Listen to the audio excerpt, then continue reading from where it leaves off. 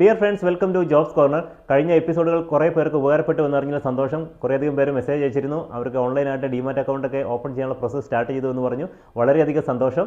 ഇന്നത്തെ എപ്പിസോഡിൽ കുറേ അധികം ആൾക്കാർ ചോദിച്ചിരുന്ന ഒരു കോമൺ ഡൗട്ടാണ്, ഞാൻ നാട്ടിലായിരുന്നപ്പോൾ ഡിമാറ്റ് അക്കൗണ്ട് ഹോൾഡ് ചെയ്യുന്നുണ്ടായിരുന്നു, ഇപ്പോൾ ഞാൻ NRI ആയി, എനിക്ക് എന്ത് ചെയ്യാൻ സാധിക്കും? എനിക്ക് ആ റെസിഡൻറ്റ് അക്കൗണ്ട് ഇവിടെ കണ്ടിന്യൂ ചെയ്യാൻ സാധിക്കുമോ? അതോ ഞാൻ വൈഫിൻ്റെ പേരിൽ പുതിയ അക്കൗണ്ട് എടുക്കണോ? അത് അമ്മയുടെ പേരിൽ പുതിയ അക്കൗണ്ട് എടുക്കണോ?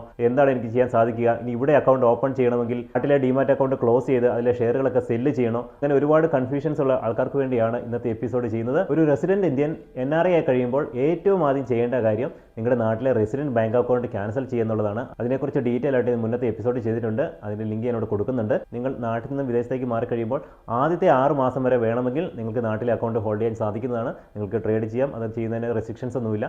പക്ഷേ 6 മന്ത് കഴിഞ്ഞാൽ നിങ്ങൾ ഒരു NRI മാറുകയാണ്. അപ്പോൾ നിങ്ങൾ നാട്ടിലെ സേവിംഗ് ബാങ്ക് അക്കൗണ്ട് ക്ലോസ് ചെയ്യേണ്ടി വരും. അതുകൊണ്ട് തന്നെ നിങ്ങളുടെ ഡിമാറ്റ് അക്കൗണ്ടും കണ്ടിന്യൂ ചെയ്യാൻ സാധിക്കുന്നതല്ല. എന്നാൽ വളരെ ഈസി ആയിട്ട് നിങ്ങളുടെ ആ ഡിമാറ്റ് അക്കൗണ്ട് തന്നെ നിലനിർത്തിക്കൊണ്ട് പുതിയ ട്രേഡിംഗ് അക്കൗണ്ടാണ് നിങ്ങൾ സ്റ്റാർട്ട് ചെയ്യേണ്ടത്. ഫോർ എക്സാമ്പിൾ, നിങ്ങൾക്ക് സിറോദയിലായിരുന്നു നാട്ടിൽ ഡിമാറ്റ് അക്കൗണ്ട് ഉണ്ടെങ്കിൽ നിങ്ങൾ NRI ആയി കഴിയുമ്പോൾ ചെയ്യേണ്ടത് നിങ്ങളുടെ KYC ഡീറ്റെയിൽസ് സിറോദയുമായി ബന്ധപ്പെട്ട് അപ്ഡേറ്റ് ചെയ്യുന്നുള്ളതാണ്. KYC അപ്ഡേറ്റ് ചെയ്യാനുള്ള ഡോക്യുമെൻറ്റുകൾ ഞാനിവിടെ ലിസ്റ്റ് ചെയ്തിട്ടുണ്ട്.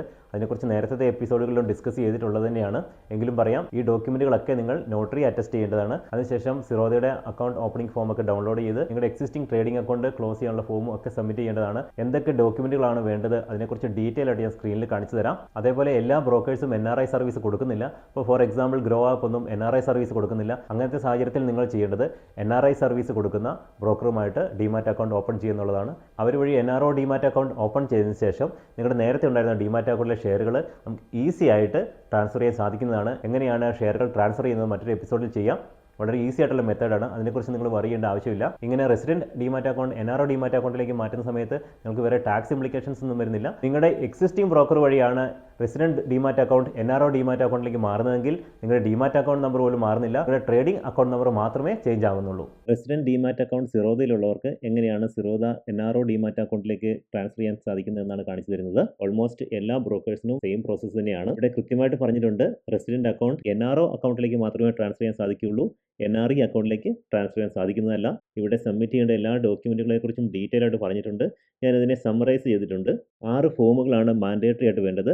7ാമത്തേത് ഓപ്ഷനിലാണ്. 1ാമത്തേത് അക്കൗണ്ട് മോഡിഫിക്കേഷൻ ഫോമാണ്. അവിടെ നിങ്ങളുടെ ബാങ്ക് ഡീറ്റെയിലും അഡ്രസ് ചേഞ്ചും അപ്ഡേറ്റ് ചെയ്യാനാണ്. 2nd അക്കൗണ്ട് ക്ലോഷർ ഫോമാണ്. അവിടെ നിങ്ങളുടെ റെസിഡന്റ് അക്കൗണ്ട് ക്ലോസ് ചെയ്യാനുള്ള ഫോമാണത്. 3rd അക്കൗണ്ട് ഓപ്പണിംഗ് ഫോമാണ്. NRO ഡിമാറ്റ് അക്കൗണ്ട് ഓപ്പൺ ചെയ്യാനുള്ള ഫോമാണത്. പിന്നെ FEMA ഡിക്ലറേഷൻ. 5ാമത്തേത് ടാക്സ് ഡിക്ലറേഷൻ ഫോമാണ്. 6th client detail form. 7ാമത്തെ ഓപ്ഷനിലാണ് demat debit and pledge instruction എന്നുള്ളതാണ്. അതിൻ്റെ പ്രത്യേകത എന്ന് പറഞ്ഞാൽ നിങ്ങൾ ഷെയർ സെല്ല് ചെയ്യുന്ന സമയത്ത് നിങ്ങൾക്ക് വേറെ TPIN ജനറേറ്റ് ചെയ്യേണ്ട ആവശ്യമില്ല. ഇതൊരു പവർ ഓഫ് അറ്റോർണി പോലെയാണ്. നിങ്ങൾ സെല്ല് ചെയ്യുമ്പോൾ നിങ്ങൾക്ക് ഡയറക്റ്റ് സെല്ല് ചെയ്യാം. ഒരു സെക്കൻഡറി പിൻ എൻ്റർ ചെയ്യേണ്ട ആവശ്യമില്ല. നിങ്ങൾ ഈ ഫോം സബ്മിറ്റ് ചെയ്യുന്നില്ലെങ്കിൽ CDSL TPIN ജനറേറ്റ് ചെയ്താലും മതി. ഓൾറെഡി ഇൻവെസ്റ്റ് ചെയ്തിരിക്കുന്നവർക്ക് അതിനെക്കുറിച്ച് അറിയാമെന്ന് വിശ്വസിക്കുന്നു. ഇവിടെ സപ്പോർട്ടിംഗ് ഡോക്യുമെൻറ്റ്സിനെ കുറിച്ച് പറഞ്ഞിട്ടുണ്ട്. ഓരോ നിങ്ങൾ വായിച്ച് നോക്കുക. എല്ലാ ഫോമുകളും നോട്ടറി അറ്റസ്റ്റേഷനും സെൽഫ് അറ്റസ്റ്റേഷനും ചെയ്യേണ്ടതാണ്. സപ്പോർട്ടിംഗ് ഡോക്യുമെൻറ്റ്സിനെ കുറിച്ച് ഡീറ്റെയിൽ ആയിട്ട് നേരത്തെ എപ്പിസോഡ് ചെയ്തിട്ടുണ്ട്. അതിൻ്റെ ലിങ്കും ഡിസ്ക്രിപ്ഷൻ ബോക്സിൽ കൊടുക്കുന്നുണ്ട്. ഇനി ഓരോ ഫോമുകളും എങ്ങനെയാണ് ഫില്ല് ചെയ്യേണ്ടത് നോക്കാം. ഏറ്റവും ആദ്യത്തേത് അക്കൗണ്ട് മോഡിഫിക്കേഷൻ ഫോമാണ്. ഇവിടെ എല്ലാ ഫീൽഡുകളും നിങ്ങൾ ഫില്ല് ചെയ്യണമെന്ന് നിർബന്ധമില്ല. നിങ്ങൾക്കറിയാവുന്ന ഫീൽഡുകൾ മാത്രം ഫില്ല് ചെയ്യുക, ബാക്കി ലീവ് ചെയ്യുക. അത് അവർ ഫില്ല് ചെയ്തുകൊള്ളും. നിങ്ങൾ സപ്പോർട്ടിംഗ് ഡോക്യുമെൻറ്റ് സബ്മിറ്റ് ചെയ്യുന്നുണ്ട്, അത് നോക്കി അവർ ഫില്ല് ചെയ്തുകൊള്ളും. ഇവിടെ ഫോട്ടോഗ്രാഫ് വേണം. ഫോട്ടോഗ്രാഫിന് ക്രോസ് ആയിട്ട് നിങ്ങളൊരു സിഗ്നേച്ചർ വേണം. അതേപോലെ ഇവിടെ സിഗ്നേച്ചർ കാണിച്ചിരിക്കുന്ന സ്ഥലങ്ങളെല്ലാം നിങ്ങൾ സൈൻ ചെയ്യുക. നിങ്ങൾക്കറിയാവുന്ന നിങ്ങളുടെ പേഴ്സണൽ ഡീറ്റെയിൽസ് ഒക്കെ എൻട്രി ചെയ്യുക. നെക്സ്റ്റ് അക്കൗണ്ട് ക്ലോഷർ ഫോമാണ്. ഇവിടെയും നിങ്ങൾക്കറിയാവുന്ന ഡീറ്റെയിൽസ് എൻട്രി ചെയ്യുക. ഇവിടെയും നിങ്ങൾക്കറിയാവുന്ന ഫീൽഡുകൾ ഫില്ല് ചെയ്യുക, ബാക്കി ലീവ് ചെയ്യുക, സൈൻ ചെയ്യുക. 3ാമത്തേത് അക്കൗണ്ട് ഓപ്പണിംഗ് ഫോമാണ്. ഇവിടെയും നിങ്ങൾക്കറിയാവുന്ന ഫീൽഡുകൾ മാത്രം ഫില്ല് ചെയ്യുക, ഫോട്ടോ ഒട്ടിക്കുക, ക്രോസ് ആയിട്ട് സൈൻ ചെയ്യുക. ബാക്കി സിഗ്നേച്ചർ പറഞ്ഞിരിക്കുന്ന സ്ഥലങ്ങളിലെല്ലാം നിങ്ങൾ സൈൻ ചെയ്യുക. ഇവിടെ സൈൻ ചെയ്യേണ്ട ഈ കോളങ്ങളിൽ മാത്രം സൈൻ ചെയ്താൽ മതി. 4ാമത്തെ FEMA ഡിക്ലറേഷൻ ആണ്. പേരും സിഗ്നേച്ചറും മാത്രം മതി. ഇൻഡിവിജ്വൽ ഡീറ്റെയിൽസ് ആണ്. അറിയാവുന്ന ഡീറ്റെയിൽ എൻട്രി ചെയ്യുക, സൈൻ ചെയ്യുക. NRI ക്ലയൻറ്റ് ഡീറ്റെയിൽസ് ഫോമാണ്. ഇവിടെയും അറിയാവുന്ന ഡീറ്റെയിൽസ്, ദെൻ സിഗ്നേച്ചർ. 7th ഓപ്ഷനിലാണ് DDPI ആണ്. ഇവിടെ നിങ്ങൾ അറിയാവുന്ന ഡീറ്റെയിൽസ് എൻട്രി ചെയ്യുക, സൈൻ ചെയ്യുക. ഇത്രയും ഫോമുകൾ ഫില്ല് ചെയ്തതിന് ശേഷം സപ്പോർട്ടിംഗ് ഡോക്യുമെൻറ്റും ആപ്ലിക്കേഷൻ ഫോം എല്ലാം കൂടെ സ്കാൻ ചെയ്ത് റിവ്യൂവിന് വേണ്ടി ഈ പറഞ്ഞിരിക്കുന്ന ഇമെയിൽ IDയിലേക്ക് അയച്ചു കൊടുക്കുക. ഫോംസ് എല്ലാം വെരിഫൈ ചെയ്തതിന് ശേഷം എന്തെങ്കിലും കറക്ഷൻസ് ഉണ്ടെങ്കിൽ അറിയിക്കും. ഫോംസ് ഓക്കെ ആണെങ്കിൽ നിങ്ങളോടത് കൊറിയർ ചെയ്യാൻ പറ്റും. അതേപോലെ ഒരു ഇൻ പേഴ്സൺ വെരിഫിക്കേഷൻ കൂടെ നടത്തും. നിങ്ങൾക്കൊരു ലിങ്ക് അയച്ചു തരും. ലിങ്കിൽ ക്ലിക്ക് ചെയ്ത് നിങ്ങളുടെ ഇൻ പേഴ്സൺ വെരിഫിക്കേഷൻ കംപ്ലീറ്റ് ചെയ്യാൻ സാധിക്കുന്നതാണ്. ഇൻ പേഴ്സൺ വെരിഫിക്കേഷൻ സമയത്ത് അവിടെ ഒരു OTP കാണിക്കും. ആ OTP വൈറ്റ് പേപ്പറിൽ എഴുതി അത് ഹോൾഡ് ചെയ്തുകൊണ്ട് അറ്റൻഡ് ചെയ്താൽ മതി. എങ്ങനെയാണ് ഫോട്ടോയ്ക്ക് പോസ്റ്റ് ചെയ്യേണ്ടത് എന്നുള്ള സാമ്പിൾ അവിടെ തന്നെ കാണിക്കുന്നുണ്ട്. അപ്പോൾ ഒന്നുകൂടി പറയാം, ഇത്രയും ഫോംസുകൾ നിങ്ങൾ റെഡിയാക്കുക, ഫില്ല് ചെയ്യുക, അറിയാവുന്ന ഫീൽഡുകൾ മാത്രം ഫില്ല് ചെയ്യുക.